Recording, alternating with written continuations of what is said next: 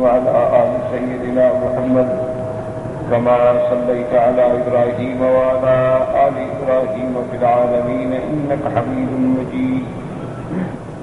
أعوذ بالله من الشيطان الرجيم. بسم الله الرحمن الرحيم. قال يا بني خفف عليك ان کو پوری تفصیل کا پتہ نہیں تھا. انہوں نے کہا کہ گھبراؤ نہیں، غم نہ کرو. والله لكلما كانت امرأة قد حسنا عند رجل يحبها لا جرى إلا حسنها، کہ کوئی ایسا ہوتا ہے کہ جب ایک آدمی کی بیوی ہو، پیاری بھی ہو، حسین بھی ہو، اور اس کی اور سوکھنے بھی ہو، تو ایسے واقعات حسد میں ہو جاتے ہیں. وقلت وقد علم بي ابي قالت نعم، میں نے پوچھا اپنا ابا کو بھی پتا ہے؟ انہوں نے کہا پتا ہے. قلت ورسول اللہ، حضور کو بھی اس قصے کا پتا ہے. قلت قالت نعم ورسول اللہ صلی اللہ علیہ وسلم مستعبت وبكيت. میں نے کہا خدا کی شان ہے کہ اب اس واقعے کا میرے ابا کو بھی پتا، حضور کو بھی پتا ہے، ماں کو بھی پتا ہے. اب میں برداشت نہ کر سکی، میں رونے لگی. اس سمے ابو بکر سوتی وہ فوق البیت اطرافنا فقال لأمی ما شأنها. میرے رونے کی آواز جب میرے ابا کو پہنچی تو وہ اوپر سے اترے اور انہوں نے پوچھا کیا بات ہے؟ قالت بلغها الذي ذكر من شأنها. بی بی نے کہا کہ ابو بکر اور بی بی عائشہ کو بھی پتہ چل گیا ہے اس کے بارے میں جو باتیں ہو رہی ہیں. ففاضت عیناہ رضی اللہ عنہ، حضرت ابو بکر کی آنسو بھی نکل آئے، وہ بھی رونے لگے. فقال اقسمت عليك يا ابا بنية الا رجعت الى بيتك. فرجعت ولقد جاء رسول الله صلى الله عليه وسلم بيتي وسأل عني خادمتي فقالت يا رسول الله. آپ نے فرمایا کہ بی بی آپ کو واپس جانا چاہیے تھا اپنے گھر میں. اس کے بعد حضور آئے ہمارے گھر میں اور میری خادموں سے پوچھا کہ بتاؤ تم نے کیا دیکھا بی بی عائشہ کے بارے میں؟ وقالت یا رسول اللہ وقال اللہ ما علمت علیہا عیبا. میری خادمہ نے کہا خدا کی قسم ہے میں نے بی بی عائشہ میں کوئی عیب نہیں دیکھا. الا انها كانت ترقد حتى تقول الشعب وتاكل خبيرها وجينها. ہاں یہ بات درست ہے کہ کبھی کبھی بی بی غفلت میں سو جاتی ہیں اور آپ کا آقا جو ہے بکریاں کھا جاتی ہیں. وَانْتَرَى بَعْضُ أَصْحَابِهِ وَقَالَ أَوْصِنِي رسول اللہ حَتَّى أَسْكَتُوا لَهَا بِهِ. اور بعض ہمارے بی بی بریرہ کو سخت کلام بھی کہی. وقال سبحان اللہ واللہ ما علمت علیہ الا ما یعلم الصائب ولا تبن الذهب الاحمر. انہوں نے کہا خدا کی قسم میں کچھ نہیں کہہ سکتی، میرے نزدیک تو بی بی عائشہ خالص سونا ہے جس میں کوئی عیب نہیں ہے. وبلغ الامر ذلك الرجل الذي قيل له وقال سبحان الله والله ما كشفت كنف انثى قط.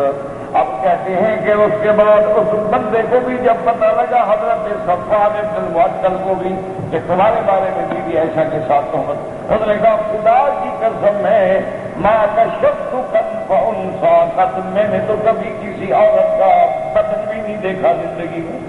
انہوں نے کہا اللہ نے مجھے تو محفوظ رکھا. قالت عائشہ رضی اللہ تعالی فقتل شہیدا فی سبیل.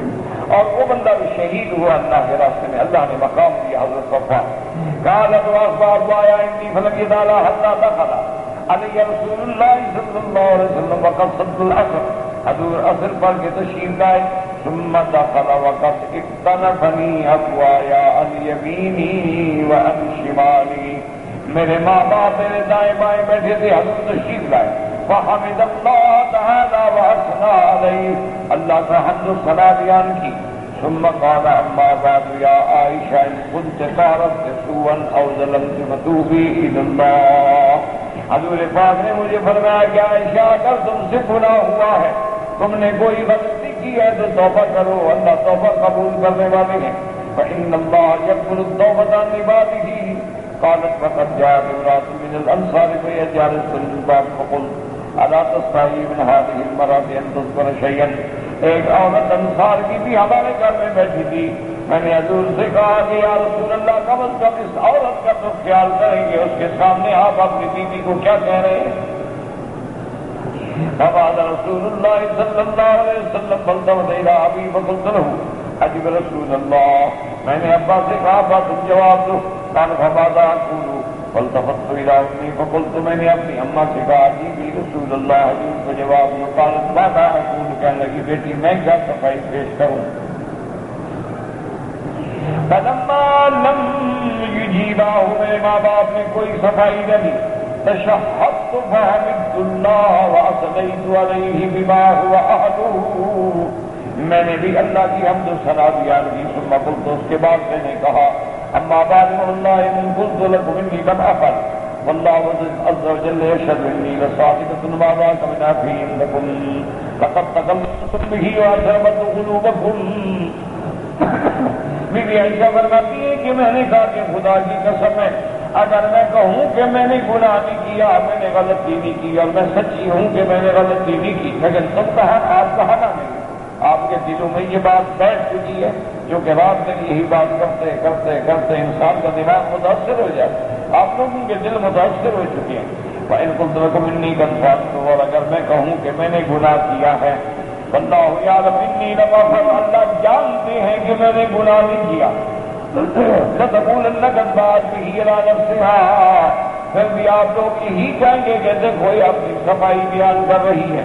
وَإِنِّي وَاللَّهِ مَا أَجِدُ لِي وَلَكُمْ مَثْلًا فَالْتَمَسْتُ يَعْقُوبَ فَلَمْ أَقْدِرْ عَلَيْهِ إِلَّا أَبَا يُوسُفَ میں نے کہا میرا حال اور آپ لوگوں کا تو ہی حال ہے. بیوی فرماتی ہے میں نے بڑا کوشش کی یاد کیا یوسف علیہ السلام کے والد کے نام حضرت یعقوب کو لیکن شدت غم نے مجھے یاد نہ آ سکا.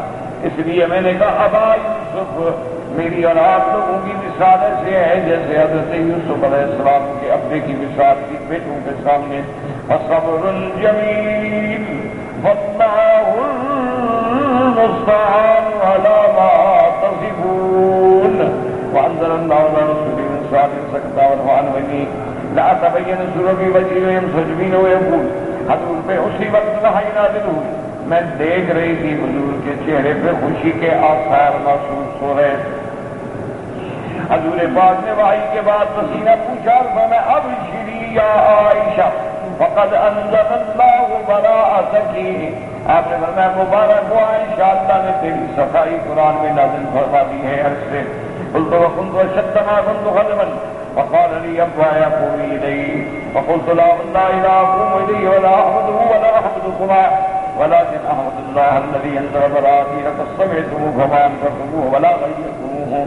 انہوں نے میرے والدین نے کہا کہ فلی فاشکری رسول اللہ کہ اللہ کے نبی کا شکر ادا کرو. وقلت لا احمد ولا احمدكما بل احمد اللہ میں نہ تمہارا شکر کرتی ہوں نہ نبی کا شکر کرتی ہوں میں تو اللہ کا شکر ادا کروں گی جس نے میری صفائی کی. کیونکہ آپ لوگوں نے بھی میری صفائی میں کچھ نہیں کہا آپ لوگوں نے بھی ایک کلمہ نہیں کہا. وقالت عائشہ تقول ان زینب بنت جحش فأصلها الله بدینها فلم تقل الا خیرا.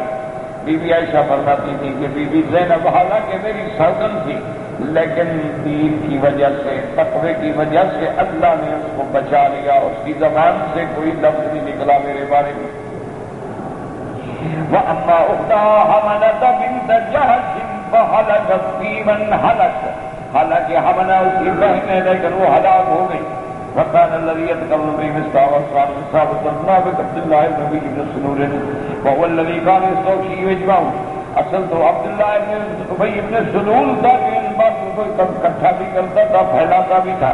وهو الذي تولى كبر منهم هو وحمنا قالت وحلف ابو بكر الا ينفع مصطفى بنافقه ابدا. میرے ابا نے غصے میں قسم کھا لی کہ آج کے بعد میں حضرت مصطفیٰ کی امداد نہیں کروں گا. اللہ نے قرآن نازل فرما دیا ولا يأتل أولو الفضل منكم والسعة يؤتوا أولي القربى والمساكين يعني مصطفى ألا تحبون أن يغفر الله لكم والله غفور رحيم. وقال أبو بكر بلى والله يا ربنا إنا نحب أن تغفر لنا وآتله بما كان يصنع. جب یہ آیت اتری تو حضرت ابو بکر نے دوبارہ حضرت مصطفیٰ کی خدمت شروع فرما دی. هكذا رواه البخاري من هذا الرجل معلقا بصيغة الجزم النبي أسامة حماد بن أسامة أحد الأئمة الثقات. وقد رواه الرجلي في تفسيره عن سفيان بن وكيع النبي أسامة مطولا به مثله ونحوه. ورواه النبي حاتم النبي سيد الشجع النبي أسامة ببعضه. وقال الإمام أحمد رحمه الله تعالى حدثنا هشيم قال أخبرنا عمر بن أبي سعد أن نبينا رضي الله تعالى عنها قالت لما نزل عذري من السماء کہ جب اللہ تبارک و تعالی نے میری برات آسمانوں سے اتار دی جاء النبي صلى الله عليه وسلم فأخبرني بذلك فقلت بحمد الله لا بحمدك حضور پاک نے جب مجھے خبر دی کہ اللہ نے میری برات اتاری ہے میں نے کہا یا رسول اللہ اللہ کا شکر ہے آپ کا کوئی شکریہ نہیں وقال الامام احمد الرضي هدي محمد بن سعد عبد الله بن بكر مرض ايضا عن عائشة رضي الله تعالى عنها قالت لما نزل عذري قام رسول الله صلى الله عليه وسلم وذكر ذلك وتلا القرآن فلما نزل امر برجلين وامرأة فضربوا حدهم اور اللہ نے جب قرآن میں یہ حکم جاری فرما دیا کہ جو جھوٹی تہمت لگائے اسی کوڑ ہمارے تو ان کو حد جاری کی گئی وقالت عندي هذا حديث حسن ووقع عند ابي داود تسميتهم وہ مسلمانوں میں کون تھے حسان بن ثابت مصطفى بن حصاصہ حمنا بنت جحش رضوان اللہ علیہم وعلی قرب متعدد بالمؤمنین عائشہ رضی اللہ تعالی عنہا في المصانید والسیاح والسنن وغیرہما بیوی کے بارے میں یہ روایات ہیں مختلف طرق سے مسانید کے اندر بھی ہیں سنن کے اندر بھی ہیں سیاح کے اندر بھی ہیں وقد روى من حديث ام رومان رضي الله عنها وقال الامام احمد الزراري بن عاصم قال اخبرنا حسين بن وائل بن ام رومان قال بين انا عند عائشه تمثل يا ابنه من الانصار فقال الله بابنها وفعل فقال عائشہ ولیمہ کھاتے قال في من حدث الحديث اس روایت میں یہ ذکر ہے کہ بی بی فرماتی ہیں کہ میں والدہ کے پاس تھی کہ ایک عورت آئی اور اس نے اپنے بیٹے کے بارے میں بڑی سخت باتیں کی تو میری والدہ نے کہا ایسا کیوں کہہ رہی ہے اس نے کہا وہ ان لوگوں میں ہے جنہوں نے بی بی عائشہ پہ قصے بنائے ہیں قال بھائی الحدیث قال كذا وكذا قالت وقد بلغ ذلك رسول الله صلی اللہ علیہ وسلم کیا یہ قصہ حضور کو بھی پہنچا قالت نعم قالت وبلغ ابا بکر قالت نعم وخرت عائشہ رضی اللہ عنہا مغشیا علیہا بی بی عائشہ کے ہوش ہو کے گر گئی کما افاقت الا والیاہما بنافذ جب ہوش آیا تو بی بی کو شدید بخار تھا قالت فقمت وتصرفها میں نے اٹھ کے کپڑا ڈالا قالت جاء النبی صلی اللہ علیہ وسلم وشان هذه وقلت یا رسول اللہ اللہما بنافذ قال فلعله في حديث تحدث به قالت فاستبت عائشة قائلة فقالت والله لئن حلفت لكم لا تصدقوني اگر میں قسم بھی کھاؤں تو مجھے سچا نہیں مانو گے فلئن اعتذرت إليكم لا تعذروني اگر میں اپنی صفائی بیان کروں تو تم قبول نہیں کرو گے فمثلی ومثلكم كمثل يعقوب وبنيه حين قال فصبر جميل والله المستعان على ما تصفون قالت رسول الله أذرها فرجع رسول الله وقال يا عائشة إن الله تعالى قد أنزل أذرك وقال بحمد الله لا بحمدك فقال أبو بكر تقولين هذا لرسول الله قالت نعم قالت وكان في من حدث هذا الحديث رجل كان يقوله ابو بکر حضرت ابو بکر کی عیادت کرتے فحلف ان لا يصله آپ نے قسم کھائی کہ میں اب اس کے ساتھ صلہ رحمی نہیں کروں گا فانزل الله ولا يأتل اولو الفضل منكم والسعة ان يؤتوا اولي القربى حضرت ابو بکر نے پھر دینا شروع کر دیا ففرد بالبخاری في مسلم طریقے سے وقد رواه البخاری موسى بن نبی عوان محمد بن سلام عن محمد بن فضيل كلاهما عن حسين به وفي لفظ ابي عوانة حدثتني ام رومان وهذا صريح في سماع مسروق منها وقد انكر ذلك جماعة من الحفاظ منهم الخطيب البغدادي وذلك لما ذكره اهل التاريخ انها ماتت في زمن النبي صلى الله عليه وسلم قال الخطيب وقد كان مسروق يرسل ويقول سئلت ام رومان ويسوقه فلعل بعضهم كتب سئلت بألف سألت بألف اعتقد الراوی انہا صارت ظنہ متصلا، حالانکہ روایت مرسل ہے، روایت متصل نہیں ہے. قال الخطيب وقد رواه البخاري كذلك لم تصل له علة كذا قال والله أعلم. ورواه بعض من مسروق أن عبد الله بن مسعود أمروا معا والله أعلم.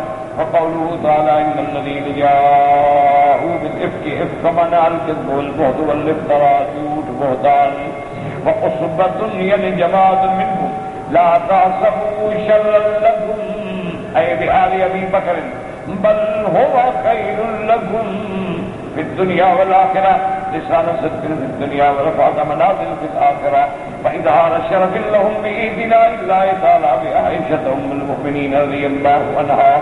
یعنی اس میں اللہ نے حضرت ابو بکر کا شان دنیا آخرت میں اونچا کر دیا کہ اتنا بڑا مقام ہے عائشہ کا کہ جس کی صفائی اللہ عرش سے دے رہے ہیں. ولہذا لما دخل علی ابن عباس رضی اللہ تعالی عنہ انا وهي في سياق الموت قال ابشري فانك زوجة رسول الله صلی اللہ علیہ وسلم وكان يحبك ولم يتزوج بكرا غيرك ونزلت براءتك من الصلاة. بی بی عائشہ کا جب آخری وقت موت کا تھا حضرت ابن عباس رضی اللہ تعالیٰ عنہ گئے عیادت کے لیے تو انہوں نے کہا کہ بی بی خوش ہو جاؤ، مبارک ہو تمہیں کہ تم حضور کی بڑی محبوب بی بی ہو اور حضور نے کوئی کنواری لڑکی شادی نہیں کی تیرے سوا اور تو وہ شان والی بی بی ہے جس کی اللہ نے قرآن میں صفائی بیان فرمائی ہے. واللہ اعلم.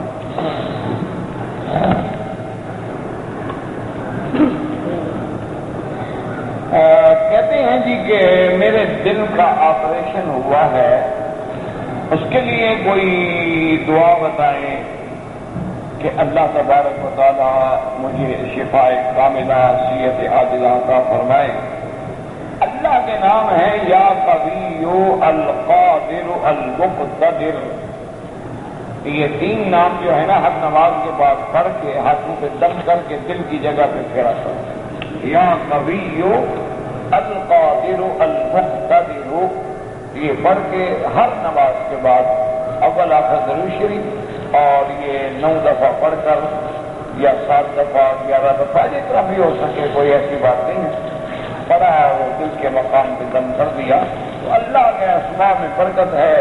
اسی کے اسماء سے سارے مسئلے حل ہوتے ہیں کیونکہ اللہ کا خود قرآن میں حکم ہے للہ الاسماء الحسنى فادعوه بها کہ اللہ کے بہت ہی پاکیزہ پسندیدہ نام ہیں، اللہ کو ان کے ناموں کے ساتھ پکارو. کہتے ہیں کہ جب امام نماز جنازہ پڑھاتے ہیں تو امام ابو حنیفہ رحمۃ اللہ علیہ کے نزدیک پہلی تکبیر کے بعد ثنا، دوسری تکبیر کے بعد درود شریف اور تیسری تکبیر کے بعد دعا اور چوتھی کے بعد سلام.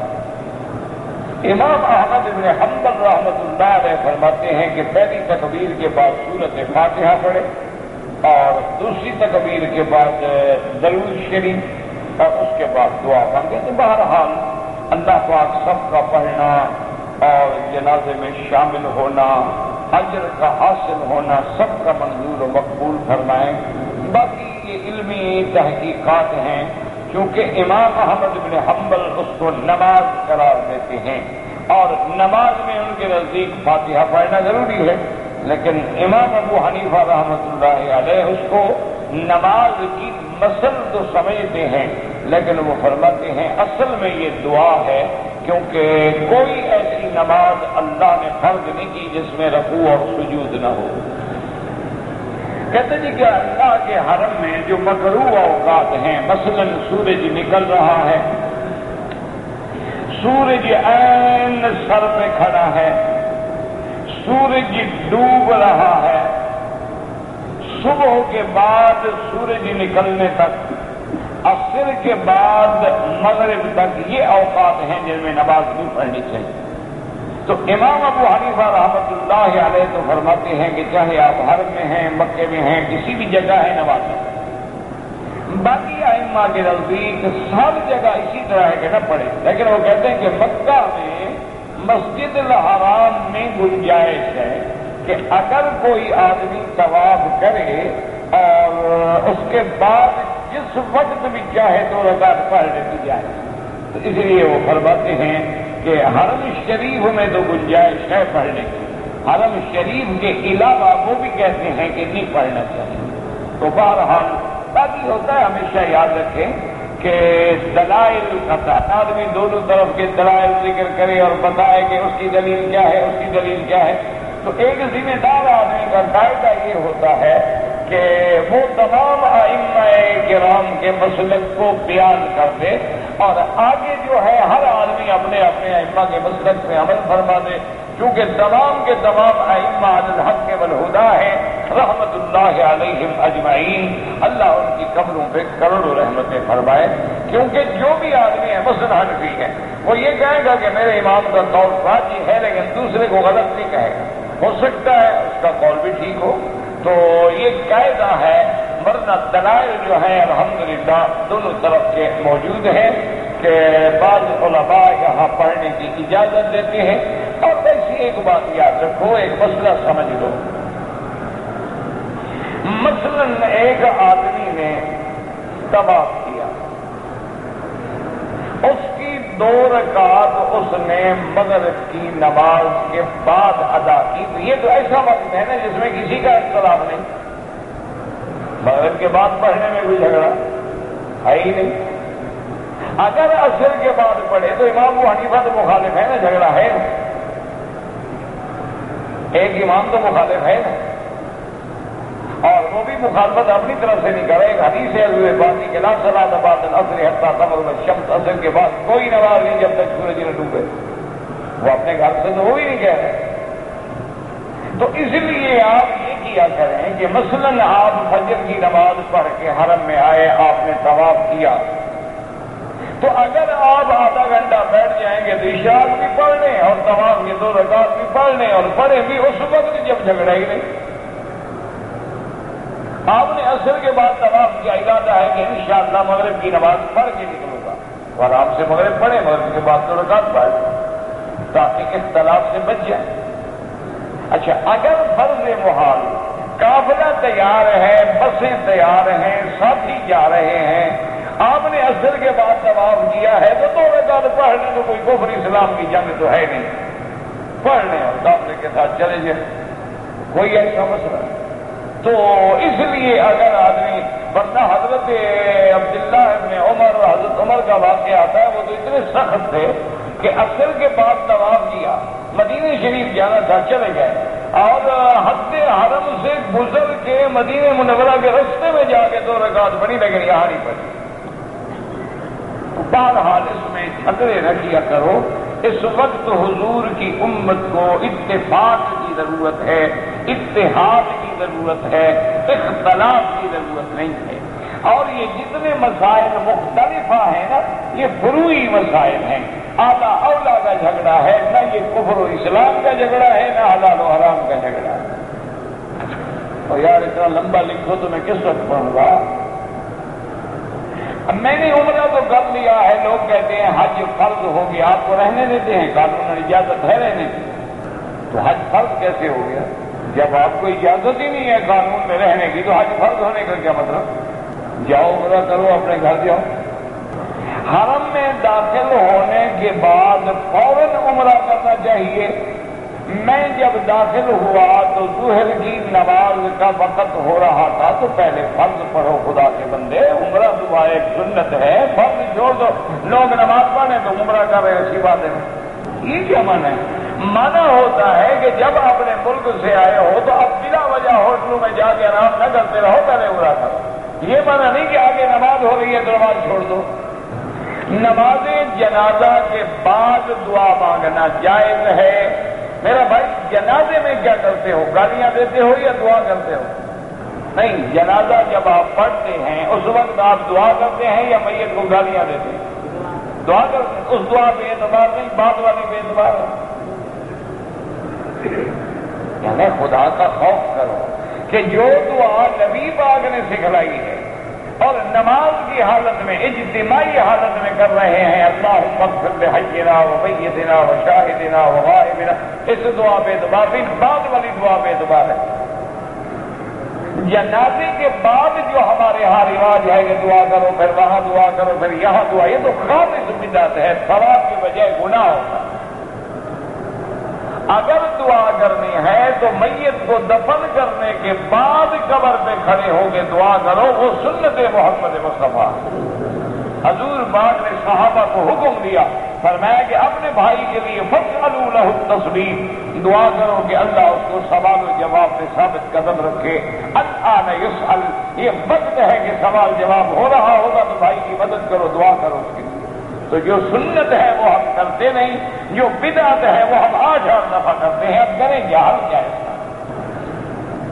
کہتے جی کہ جب عمرے کا طواف کرتے ہیں تو ہم کندھا نکالتے ہیں، صفا مروہ میں بھی نکالنا چاہیے؟ بالکل کسی بھی جگہ نہیں نکالنا چاہیے، صرف طواف کے بھی پہلے 3 چکروں میں۔ یہ بے وقوفی ہوتی ہے لوگوں کی کہ ہر وقت کندھا نکال کے رکھتے ہیں، نمازیں مکروہ، عبادت مکروہ، ہر شے خراب، لیکن کندھا نکال کیوں؟ احرام باندھا ہوا ہے، اور جہاں سے احرام باندھیں گے وہیں سے کندھا نکالتے ہیں، یعنی کراچی سے جو باندھے وہیں سے کندھا نکال کے بیٹھے۔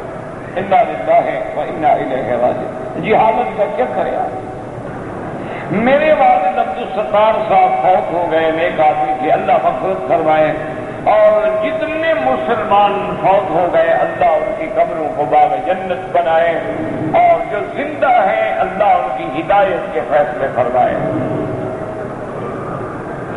میں نے جب سے ہوش سنبھالا ہے، میری عمر 60 سال ہے، تو بیوی بچوں سے بھی پریشان، ہر چیزوں میں پریشان، تو اللہ کی مرضی ہے، اسی پہ صبر کرو۔ اللہم لک الحمد کلہ ولک الشکر کلہ الیک یرجع الامر کلہ۔ حضور فرماتے ہیں کہ سب سے زیادہ دکھ تو میں نے اٹھائے، اس لیے غم نہ کیا کرو، یہ بھی اللہ کے راز ہیں۔ بعض اوقات اللہ پریشانیاں دے کے ہمارے گناہ دھو ڈالتے ہیں۔ مومن تو ہر حال میں فائدے میں ہے، اگر کچھ مل جائے شکرا، اللہ کا شکر کرو، دکھ آئے صبرا، اللہ کے احکام پہ صبر کرو۔ باقی میرا بھائی آج کل جس دور میں ہم گزر رہے ہیں، ظہر الفساد فی البر والبحر بما کسبت ایدی الناس، اتنی عظیم فتنے کا دور آ گیا ہے کہ کوئی کروڑوں میں ایک گھر ہوگا جو عزت کی زندگی گزارا، ورنہ امتحان کا وقت۔ حضرت ثانوی رحمت اللہ علیہ کا میں نے کہیں پڑھا تھا، تو وہ اپنے دور میں بات کر رہے تھے، یعنی آج سے 50 60 70 سال پہلے کی بات ہے، تو وہ فرماتے تھے کہ اب دور ایسا آ گیا ہے کہ پیر مرید بن کے گزارا کرے، استاد شاگرد بن کے گزارا کرے، خاوند بیوی بن کے گزارا کرے تو گاڑی چلے گی۔ اب تو بیوی کو سمجھو میرا خاوند ہے، اپنے آپ کو سمجھو میں اس کی بیوی، پھر تو گزر ہو سکتا، ورنہ تو ہر گھر کو عورتوں نے جہنم بنا دیا ہے۔ انا للہ و انا الیہ راجعون۔ اور جب سے یہ آپ کا ڈش چلے ہیں، کیبل لگی ہے، اس نے تو پوری دنیا میں عذاب پھیلا دیا ہے، یعنی میں اخبار پڑھتے ہوئے کانپ گیا، میرے آنسو نکل آئے کہ 6 سال کی بچی، 7 سال کی بچی، 9 سال کی بچی کے ساتھ ظالموں نے برائی کی اور تینوں مر گئے لڑکتے۔ یار ہم مسلمان ہیں، ہماری غیرت ہے کہ وہ زندہ پھر رہے ہیں۔ انا للہ و انا الیہ راجعون۔ کیا مر گیا ہے قانون، اندھا ہو گیا ہے قانون، طاقتور کو پکڑتا نہیں ہے اور غریب کو جکڑ دیتا ہے۔ انا للہ و انا۔ اچھا، اور اس کے بعد پڑھو، عورتیں فریاد لے کے تھانے پہ گئی، انہوں نے بےعزتی کی۔ کہاں جائیں بتائیں، کس کے پاس جائیں؟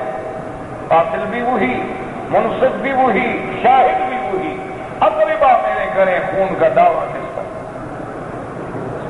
انا للہ و انا الیہ راجعون۔ بس دعا کرو، کو بڑا بس ایسا وقت یعنی انا للہ، ایسا آدمی اخباریں پڑھ نہیں سکتے۔ اچھا، ایک ہمیں بیماری ہو گئی، اخبار نہ پڑھو، گزارا بھی نہیں ہوتا، عادت ہو گئی ہے نا گندی، ناشتہ نہ ملے، کھانا نہ ملے، اخبار ملے،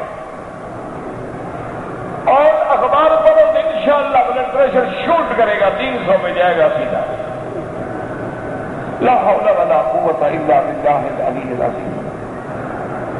کہتا جی کہ میری چپل اگر گم ہو جائے تو کسی اور کی چپل استعمال کر سکتا ہوں، اگر تمہاری بیوی گم ہو جائے پھر کیا خیال ہے؟ نہیں، یہ مسئلہ تم بتاؤ، چپل والا میں بتاؤں۔ یعنی بڑی چیز گم ہو جائے تو وہ نہیں نکلی جاتی، چھوٹی ہو تو نکل لیتی ہے۔ خدا کے بندے، چپل ہے اپنی اٹھاؤ، اس کو نشانی لگاؤ، تھیلی میں بات، یہ کیا ہے کہ دوسرے کی اٹھا لو۔ بھائی نے مجھے 1000 ریال ہدیہ دیا ہے، اگر وہ بچ جائے تو پھر میں، بھائی ہدیہ ہے، بچ جائے جہاں مرضی ہے استعمال کرو، تمہیں جب بھائی نے دیا ہے شکر کرو کہ ایسے بھائی اب بھی ہیں جو ہدیہ دیتے ہیں، ورنہ اکثر تو برادران یوسف ہیں جو کنویں میں پھینکتے ہیں۔ عمرہ کرنے کے بعد باقی عمرے نفلی کہنا ہے تو پہلا کون سا فرض ہے؟ فرض تو حج ہے، عمرہ بھی کبھی فرض ہوا ہے؟ اگر ایک آدمی نے عمرے کے بعد چند بال کٹوائے ہیں اور اس طرح نہیں پھروایا ہے تو اس کو ایک بکری دم دینی ہوگی، وہ بال بھی کٹوائے اور ایک بکری دم بھی ادا کرے۔ اگر ہم بیت اللہ میں قرآن شریف رکھ لیں، وقت کر دیں، مہر لگانا ضروری ہے؟ کوئی ضروری نہیں۔ میں نے احرام کی حالت میں خیال نہیں رہا تو کچھ دیر کپڑا منہ پہ رکھ لیا، کوئی بات کچھ بھی نہیں ہوتا۔ کہتے جی کہ میں نے غصے میں ایک آدمی کو حرم شریف میں گالی دی، اب ازالہ کیا کروں؟ اگر وہ بندہ موجود ہے، جانتے ہو، اس سے جا کے معافی مانگو۔ اگر وہ موجود نہیں ہے، اس کے لیے دعا کرو کہ یا اللہ جس کو میں نے گالی دی ہے اس کی مہربانی کر گناہ معاف فرما، اس کے لیے دعا کرتے رہو تاکہ ازالہ ہو جائے۔ ٹریول ایجنٹ کو میں نے فراڈیا کہا، یہ اب استغفار کرو۔ کہتے جی کہ بیت اللہ میں ایک گناہ کی سزا 1,00,000 گنا نہیں ہے، نیکی کی جزا 1,00,000 گنا ہے، گناہ ایک کا ایک ہے۔ لیکن کہتے ہیں کہ عورتوں پہ بار بار نظر پڑتی ہے تو روکنے کی کوشش کرو، کوئی مشکل تو ہے نہیں، ویسے نہ چاہو تو بڑا مشکل تھا، اور اگر عند اللہ چاہو تو کوئی مشکل نہیں۔ تھوڑی سی بس توجہ کر لو، اللہ سے ڈر جاؤ کہ یہ بھی میری بیٹی ہے، بہن ہے اور اللہ کی مہمان ہے، اگر میں نے اس مہمان کو بری نظر سے دیکھا تو کہیں خالق ناراض نہ ہو۔ بس ذرا تصور کر لیں اور نظر در قدم اور وحدت در انجمن، اپنے آنکھوں کو پاؤں پہ ٹکا دو، انشاءاللہ کچھ بھی نہیں ہوگا۔ بی بی خدیجہ کا مکان کہاں تھا؟ اب تو حرم بن گیا، کیا کرو گے؟ نیچے سے کھودو گے؟ اللہ کا کعبے سے دل بھر گیا ہے، بی بی خدیجہ کا مکان سے بڑا ادب کرو، اور کعبے میں تو عورتیں دیکھ رہے ہو تو بی بی خدیجہ کا مکان پہ جا کیا کرو گے؟ اصل میں لوگ بھی کہاں جائیں، ایسی عورتیں دیکھی تو ہے نہیں جاتی۔ مختلف ملکوں کی خوبصورت لڑکیاں آ جاتی ہیں، چہرے کھلے ہوئے ہیں، اللہ کی ہدایات ہے، ہدایت۔ ایک بزرگوں نے وظیفہ لکھا ہے، بارہ تجربہ کر دیکھو، میں تو گناہگار آدمی ہوں، بد کردار آدمی ہوں، میری تو زبان میں کوئی اثر وثر ہے نہیں، تم کر دیکھو شاید اللہ تیرا بھلا کر دے۔ ایک بہت بڑے بزرگ تھے، انہوں نے لکھا ہے کہ ہر نماز کے بعد 11 دفعہ لا حول ولا قوت الا باللہ العلی العظیم، ہر نماز کے بعد 11 دفعہ لا حول ولا قوت الا باللہ العلی العظیم 11 دفعہ پڑھ لیں، اور دل میں یہی نیت ہو کہ یا اللہ گناہوں سے تیری مدد کے سوا میں نہیں بچ سکتا، نہ میری نظر بچ سکتی ہے، نہ میرا دماغ و عقل و جسم و جان بچ سکتی ہے، تو اپنی رحمت سے بچا لے۔ تو انہوں نے لکھا ہے کہ انشاءاللہ چند دنوں کے بعد انشاءاللہ نظر نہیں اٹھے گی ادھر ادھر۔ کہتے تھے کہ ایک مرد نے اپنی بیوی سے ملتے ہوئے پستان چوس کے دودھ پی لیا۔ اچھا کیا روز پیا کرو، گھر میں بکری کی بکری، بیوی کی بیوی، بلکہ تھوڑا بہت گلاس میں رکھ لیا کرو تاکہ کوئی مہمان ہے اسی کی چائے پلاؤ۔ اور صرف اسپیشل فار یو، کیونکہ ایسی چائے کسی نے پی ہوگی۔ اور فلمیں دیکھو جی انشاءاللہ، فکر نہ کرو، تباہی کا منزل پہ آ گئے ہو انشاءاللہ، پھسلتے پھسلتے پتہ نہیں کہاں پہنچو گے۔ بہرحال نکاح نہیں ٹوٹتا، فکر نہ کرو، روزانہ صبح شام دودھ پیو۔ نکاح ٹوٹتا ہے 2 سال کی عمر ہو، دودھ پیو تو پھر ماں بنتی ہے، اپنی ماں بنتی۔ اور فائدہ ہے بھائی، بیوی کی بیوی، بکری کی بکری، گائے کی گائے، بھینس کی بھینس، گھر میں کتنے مفادات ہیں، لوگ 2 in 1 ہو گیا نا۔ ابھی اور فلمیں دیکھو 3 in 1 پہ بھی پہنچ جاؤ۔ توبہ کرو، استغفار کرو، یہ اس سے بڑی کوئی بے حیائی ہے؟ ویسے نکاح نہیں ٹوٹتا، یہ مسئلہ سمجھ لو، مسئلہ یہ ہے کہ نکاح نہیں ٹوٹتا، لیکن کچھ سوچو تو صحیح کہ ہم کیا کر رہے ہیں، کدھر جا رہے ہیں، انسان ہے، حیوان بن رہے ہیں۔ میرا اپنا بیٹا نہیں ہے، میں نے بھائی سے لیا ہے، اس کی ولدیت میں بھائی کا نام لکھو گے، اور تمہارا بیٹا نہیں ہے، تمہارا پوتا بننا تو ہے، بیٹا اپنے باپ کا ہے۔ ادعوہم لآبائہم، ان کو اس کے باپ کے ساتھ پکارو، نہ وہ تمہارا وارث ہے، اپنے باپ کا وارث۔ کہتے تھے کہ میرے پاس کچھ رقم پڑا ہوا ہے، وہ نہ بڑھتا ہے نہ گھٹتا ہے، نہ کام میں ہے نہ کاروبار میں، ویسے پڑا ہوا ہے، اس سے زکات دوں گا، زکات دو گے تو گھٹے گا نا، زکات دو انشاءاللہ، تم کاروبار نہ کرو تو کیوں بڑھے کیوں گھٹے، پڑا ہے زکات تو دینی ہوگی۔ کہتے تھے کہ عورت کے لیے اپنے آنکھوں کا رنگ بدلنے کے لیے لینس لگانے ضروری جائز ہیں، بالکل جائز ہیں، لیکن وہ آنکھیں رنگ بدل کے شوہر کو دکھائے، لوگوں کو نہ دکھائے۔ اگر لوگوں کو دکھانے کے لیے وہ لینس لگاتی ہے اور دھوکے دیتی ہے تو سب سے بڑی لعنت ہے اللہ کی، اللہ کے رسول۔ اپنے خاوند کو دکھاؤ آنکھیں، سرخ بنا کے، سبز بنا کے، کالی بنا کے، نیلی بنا کے، جب چاہو آنکھیں، ویسے بھی روز آنکھیں دکھاتی ہو تو لینس کے ساتھ ڈبل ہو جائے گی۔ اگر ہم نے 2 رکعت امام کے ساتھ پڑھی ہیں، بعد میں جب ہم کھڑے ہوں 2 رکعت کے لیے تو اب ثنا بھی پڑھیں، سورہ فاتحہ بھی پڑھیں، سورت بھی پڑھیں، سب پڑھیں، جو پہلے آپ پڑھتے تھے وہی پڑھیں۔ ٹی وی پر مذہبی پروگرام دیکھنے جائز ہیں، یہ کیسے مذہبی پروگرام ہیں کہ عورتیں نعتیں پڑھ رہی ہیں اور عورتیں بغیر پردے کے بیٹھی ہیں اور کیمرہ گھوم رہا ہے اور مجلس میلاد محمد مصطفیٰ، انا للہ و انا الیہ راجعون، اللہ عذاب سے بچائے۔ اگر ہماری صف میں اگلی صف خالی ہے، آپ چلے جائیں، اگلی صف پوری کریں۔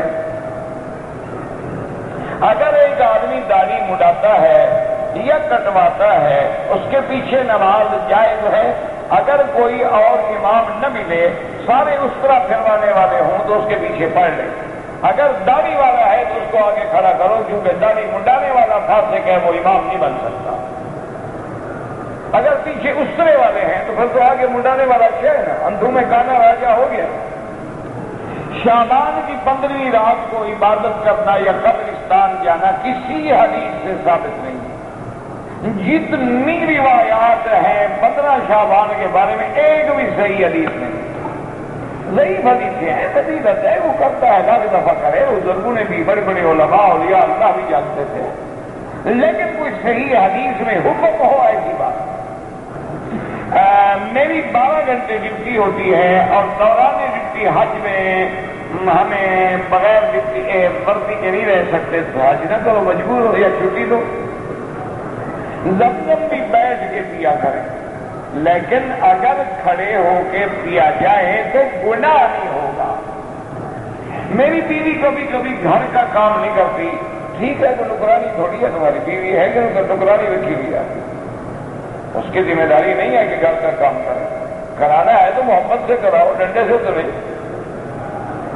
بیوی اگر گھر کا کام کرے اس کا احسان ہے، تم اس کے احسان کے بدلے میں احسان کرو، اچھا برتاؤ کرو، اچھی چیزیں لے کے دو، اچھا کپڑا دو، اچھا زیور دو، اچھا کھلاؤ، اچھا پلاؤ، اور اگر اللہ نے توفیق دی ہے نوکرانی رکھو۔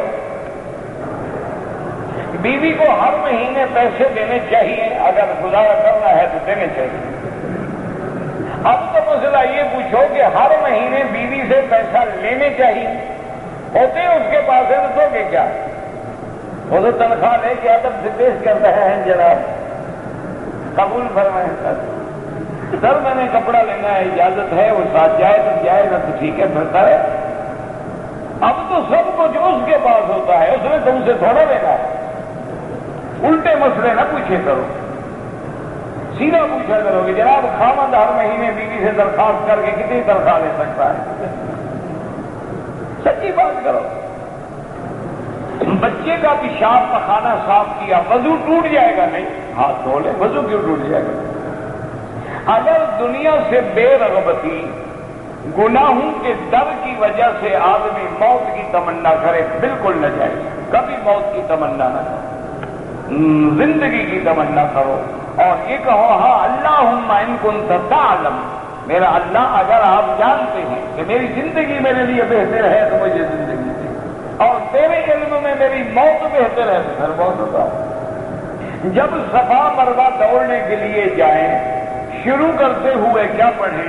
ابدأ کما بدأ بہ اللہ ان الصفا والمروہ من شعائر اللہ، اور اس کے بعد لا الہ الا اللہ وحدہ صدق وعدہ نصر عبدہ حزم الاحزاب وحدہ لا شیء قبلہ ولا شیء بعدہ لا الہ الا اللہ وحدہ لا شریک لہ لہ الملک ولہ الحمد یحیی ویمیت وہو علی کل شیء قدیر۔ اگر نہ آئے تو کچھ بھی نہ پڑھو، دوڑنے کا نام صفا مروہ، 7 چکر پورے کرو، ایک لفظ بھی نہ پڑھو، صفا ہو گئی۔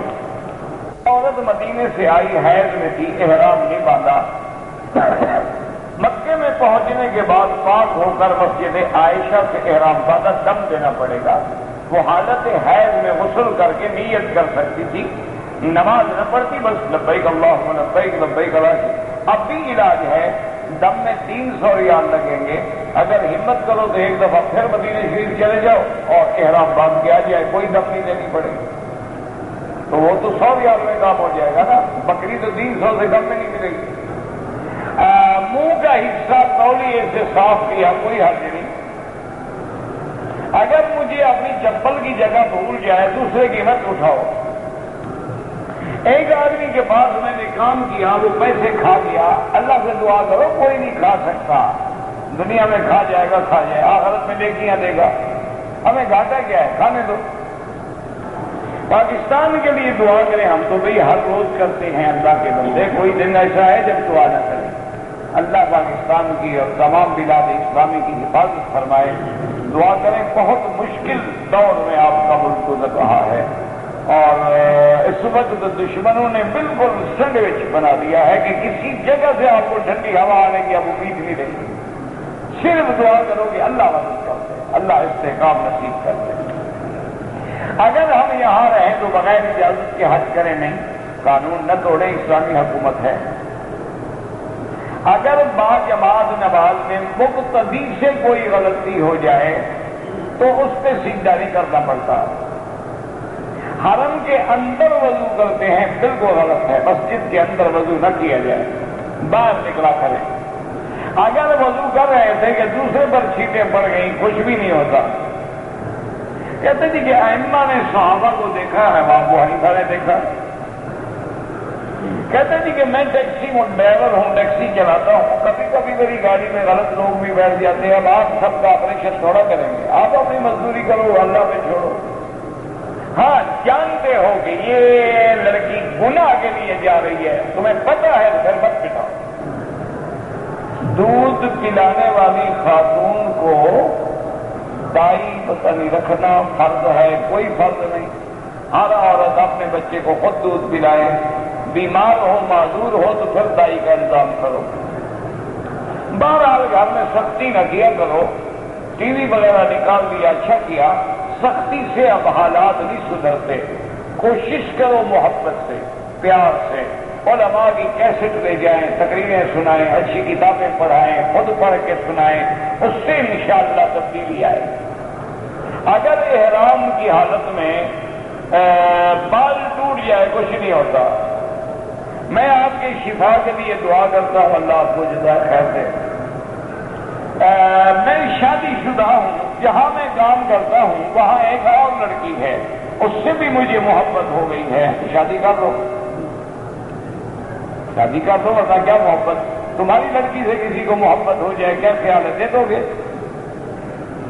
تو وہ بھی تو کسی کی لڑکی ہے نا، وہ بھی تو کسی کی بیٹی ہے، کسی کی بہن ہے، کسی کی ماں ہے۔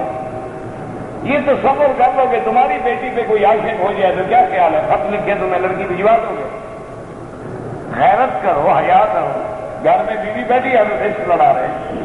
کسی بلوچ کے پاس جاؤ نا، وہ علاج بڑا آسان ہے۔ ایسے آدمیوں کو صبح سویرے ناشتے میں صرف 5 ڈف جو ہے نا جی، وہ 76 جو ہوتے ہیں نا پولیس والے، وہ لگا دیے جائے نا، تیسرے دن عشق بھی ہمارے کا فوراً رفو چکر ہو جائے گا، دماغ سے بھی نکل جائے گا، ہر جگہ سے نکل جائے گا۔ گھر میں بیوی بیٹھی ہے، حضرت عشق کر رہے ہیں، انا للہ و انا الیہ، اللہ حیا دعا۔ عالم برزخ کا قانون ہے، اللہ تعالی کی طرف سے ہے، پتہ نہیں آپ نے کیا لکھا ہے، میں تو سمجھ آتا ہے جواب کیا دیں۔ آپ نے 18 رجب کو کوئی آیت بتائی تھی بیماری کے لیے، تو اس وقت کی کوئی کیسٹ وغیرہ لیں گے تو سن لو، مجھے تو یاد ہی نہیں، ہر بات تھوڑی دماغ میں کمپیوٹر ہے کھڑی رہے گی۔ حرم سے طواف کیا، صفا مروا دوڑ لیا، کوئی عمرہ نہیں ہوتا۔ عمرے کے لیے لازم ہے کہ حد حرم سے باہر جا کے نیت کرے، پھر آگے طواف صفا کرے۔